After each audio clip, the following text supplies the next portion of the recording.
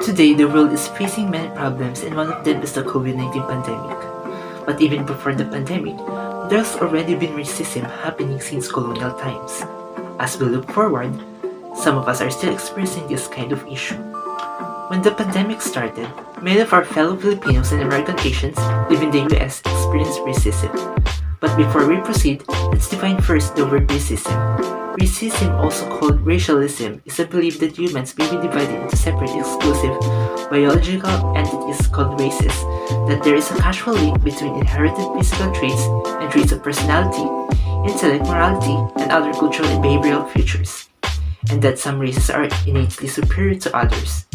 The term is also applied to political, economic, or legal institutions and systems that engage in or perpetuate discrimination on the basis of race or otherwise reinforce racial inequalities in wealth and income, education, healthcare, civil rights, and other areas.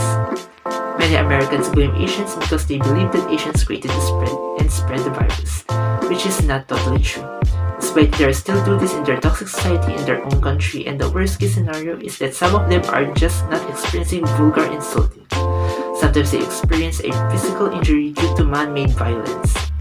One example of that is the 61-year-old Filipino who was slashed on his face with a box cutter and was left bleeding inside the subway. This kind of violence should not be overlooked by the government.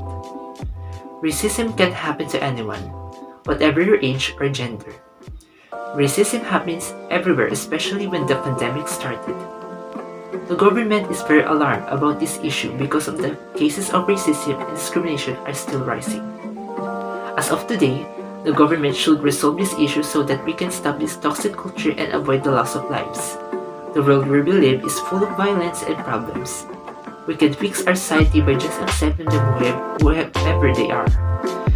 Black, Asian, European, or American, all of us are humans. God created us equally. We have the right to live in this world. We have the right to do whatever we want because that's our choice and decision. We should end this toxic cycle now so all of us can live in peace. Humbleness and kindness should be observed and performed. We know it's hard to accept the truth. Many of us still experiencing cruelty in the 21st century. Racism and discrimination can be ended by spreading awareness to others about the negative effects of the mentioned issue. If you are experiencing this issue, please call for help immediately.